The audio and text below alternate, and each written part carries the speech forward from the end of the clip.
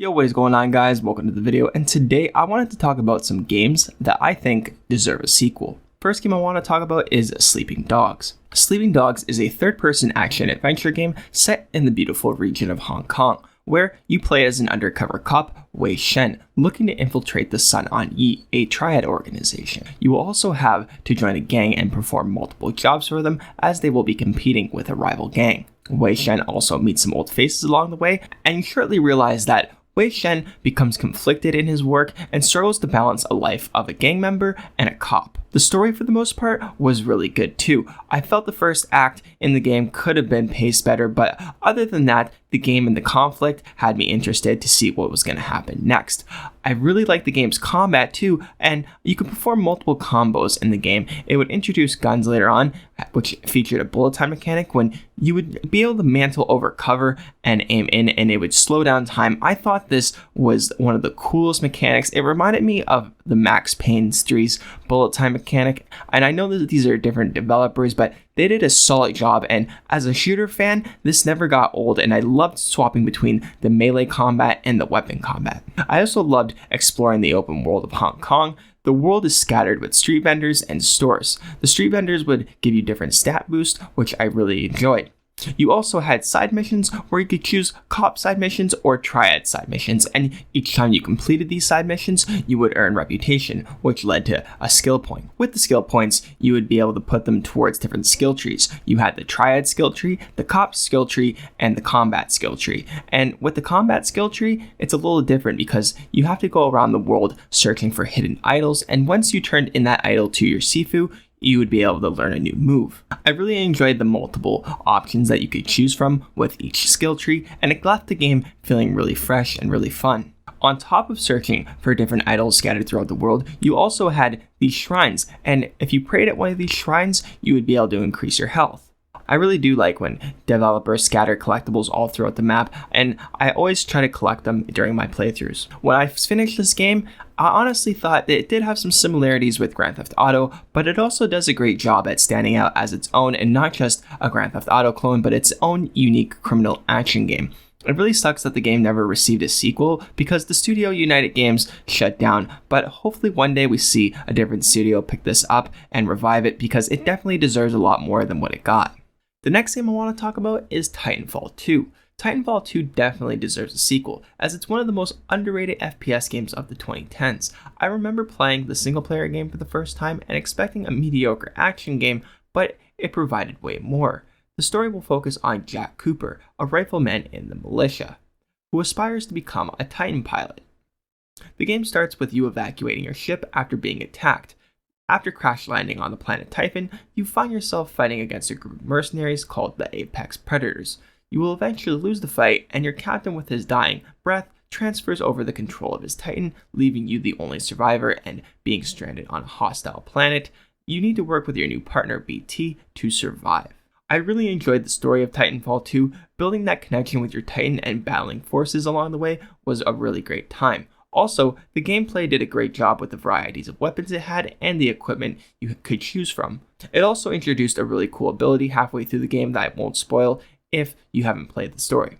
With solid gunplay comes great movement, and let me tell you, the movement is so smooth and so fluid. From being able to slide, jump, and use your thrusters to wall running, you really start to feel like a badass super soldier. Also, this game has environmental puzzles to solve. As a gamer who loves puzzles and platformers, I really enjoy doing these. Also, I can't forget our Titan buddy BT, who is fun to control with the option to unlock different loadouts along the way. Each loadout introduces a new weapon, abilities, and an ultimate ability to use.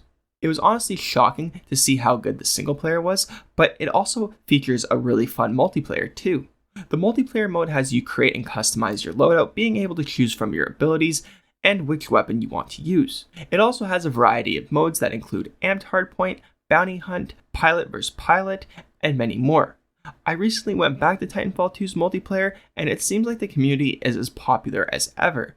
Even with the popularity of the amazing spin-off game Apex Legends, it seems like people are just wanting more Titanfall. Hopefully we see a sequel of Titanfall 2 one day, as I think it's highly underrated, and it's really unfortunate that It released alongside juggernauts such as Call of Duty and Battlefield when it first released. This led to the game being overlooked by the community, and it honestly sucks that this game didn't get the spotlight it deserved. Speaking of highly underrated games, let's talk about Sunset Overdrive, which was developed by Insomniac Games, known for games like Spider-Man, Ratchet & Clank, and Resistance. The game focuses on you playing basically a nobody as an employee for a corporation known as Fizco. They release an experimental energy drink called Overdrive to the world known as Sunset City. Whoever drinks this experimental energy drink will turn into a raging mutant that will rampage through the city. This leaves the player fighting rampaging mutants and trying to save the city of Sunset from the corporate greed of Fizco. When I first played through this game, I absolutely loved it. The game captures Insomniac's humor and charm from previous games. It also has great gameplay, which feels solid as Sunset City truly is the playground for the player to explore.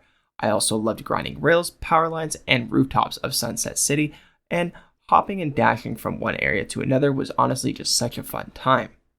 I love the weapons in this game as you have a variety of unique weapons to choose from, and some are more ridiculous than others. Enemies were also a great time to defeat, some being more challenging than others. I also really like the design of the mutants, especially the Herkers and the Spawners. The game also has missions where you have to defend an area against a horde of mutants using traps and weapons you've unlocked to cook amps. Amps are basically abilities for your character that can only be made by using Overdrive.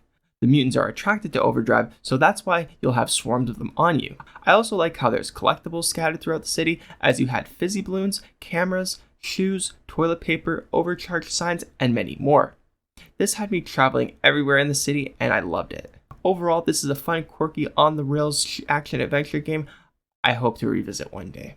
Sony did buy out Insomniac, so hopefully there is some hope maybe in the future. The last game I want to talk about is Days Gone. Days Gone is developed by Bend Studios, and it's an open-world action survival game that's set in a post-apocalyptic world where a zombie virus outbreak has taken over the world. You will play as Deacon St. John and is accompanied by his best friend and brother Boozer. You and Boozer are bronze bikers before the apocalypse, and you learn that Deacon had a wife named Sarah who doesn't make it. Several years later, you are now known as an outlaw drifter, where you go around doing various jobs for camps collecting freaker parts. Freaks or freakers are the zombies created by the virus. You will later learn that Deacon's wife might still be alive, and you will also learn more about the rapidly growing threat of the freaks. I thought Days Gone had such a great story. It's such a shame that it has a first week half, but then picks up, and it's one of my favorite original stories told. Days Gone's gameplay is solid too, with a great crafting system where you were able to explore the world and scavenge for supplies on a bike. With these supplies, you were able to craft various melee weapons and craft explosives, healing supplies, and more. I also like the combat in this game. Killing freaks or bandits stealthily felt so satisfying. On top of that, the gunplay is so good, and I really like the added ability of slowing down time for a short period. This led to one-shot kill headshots that felt great. I also love the skill tree and the variety of skills that you can unlock, but that's not even the best part of this game. Later in the game, it'll introduce hordes of freaks that you will have to learn to deal with. This had to be some of the most thrilling and fun game experiences I've had in a long time, and it kept me on my toes. I really do hope Bend Studio makes a sequel to this game one day because it truly deserves it. Anyways guys, that's it for me today. Hopefully you guys enjoyed the video. Do you guys agree with these games? Do you think that these games deserve a sequel, or do you think that other games deserve a sequel? Let me know down in the comments below. I'm really curious to hear your guys' thoughts. Also, if you liked the video, hit that thumbs up button and subscribe for more gaming commentaries like this one, and I'll see you guys in the next one. Peace.